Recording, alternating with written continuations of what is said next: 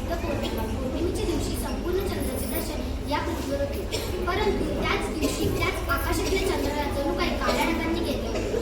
जणू काही त्या ढगांना माहिती होते की छत्रपती शिवाजी महाराज या पृथ्वीवरील ज्वलित सूर्यमागतील आले आणि रायगडाच्या पवित्र मातीवर शिवाजी महाराजांनी शेवटची श्वास घेतली.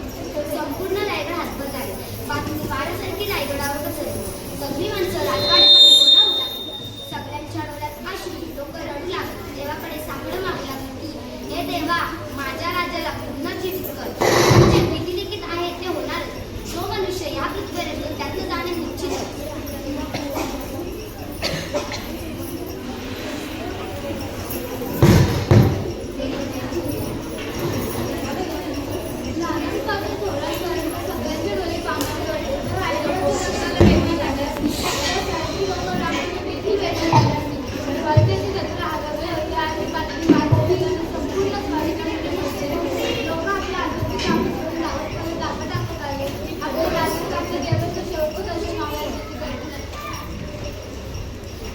महाराजांचा मृत्यू झाल्यावर काही दिवसांनंतर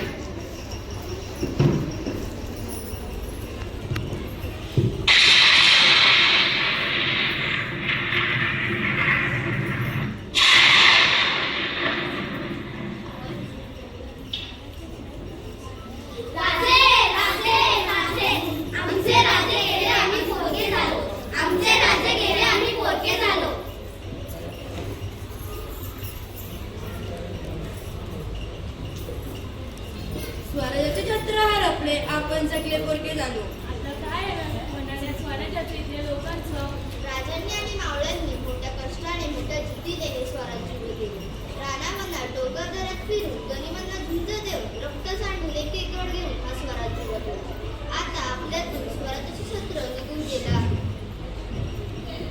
पुन्हा एकदा शत्रू आपल्यावर हल्ला करतात. आपल्या आई बहिणींच्या अप्पू रेषेवर टांगणार. शेतकऱ्यांना अन्याय होणार. मुलं गणित घेऊन जाणार. सगळं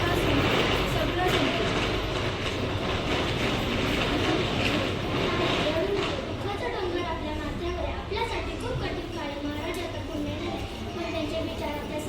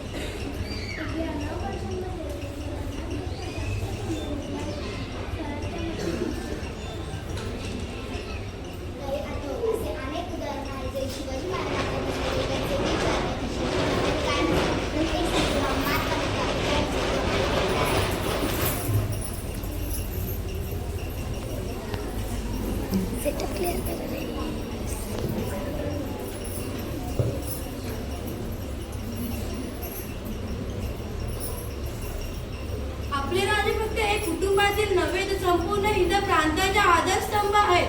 तीन दुबळ्यांचे आधार आहेत. छत्रपती शिवाजी महाराज जाऊन 350 वर्ष पूर्ण होत आहेत, पण आज देखील अन्यायाला विरुद्ध लढण्याची ताकद छत्रपती शिवाजी महाराजांच्या नावातूनच आपल्याला मिळते. आई बाबांचा आशीर्वाद जिजाऊंचा लढाऊ मानव घेऊन छत्रपती शिवाजी महाराजांनी स्वराज्याची स्थापना केली. आपल्या राजांनी अनेक लढाई लढल्या, अनेक लढाई जिंकल्या सुद्धा. तिथल्या मातीला, तिथल्या लोकांना स्वाभिमानाने जगायला शिकवलं.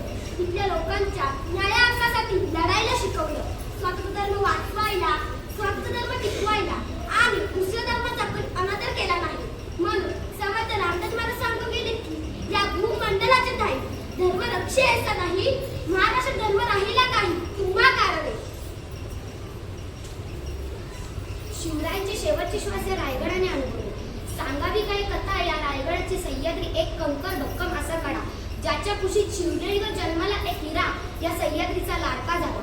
अवघ्या महाराष्ट्राला स्वराज्य कसं उभं राहतं हे दाखवूनही गेला आणि शिकवूनही गेला. महाराज, इथे तुमची समाधी नसून तुम्ही स्वतः या जाणीवेने आजही अवघा महाराष्ट्र मान खाली घालून मुद्रा करण्यासाठी येतो तुमच्या चरणी. आजही पाय ठेवता या रायगडावर आमच्या दरम्यानमधील रक्त सरसर वाहू लागतं. गर्वाने छाती फुगून येते. आमचा राजा आमच्या सोबत असल्याची जाणीव होते. ज्याची सुरुवात शून्यातून होते, ज्याची सुरुवात शून्यातून होते ना, त्या शून्याला देखील किंमत असते आणि महाराजांनी हे करून दाखवले. म्हणून मी सांगते की अडचण आली की देवाकडून बल घ्या, अडचण आली की देवाकडून बल घ्या आणि निराशा आली की शिवरायांकडून विश्वास घ्या आणि निराशा आली की शिवरायांकडून आत्मविश्वास घ्या. समर्थ रामदास महाराज आपल्या शिवाजी महाराजांची वर्णन करता बोलतात की यशवंत, कीर्तिवंत, सामर्थ्यवंत, वरदवंत, पुण्यवंत, नीतिवंत, जाणता राजा, आचारशील, विचारशील, दानशील, धर्मशील, सर्वने परे सुशील, सकला ठाई. निश्चयाचा महामेरू, बहुजनांची आधारू, अखंड स्थितीचा निधारू, श्रीमंत योगी, श्रीमंत योगी, श्रीमंत योगी. आम्ही जिजाऊच्या रंगागिरी दुर्गेचा अवतार. आले किती संकटे तरी घेणार नाही माघार.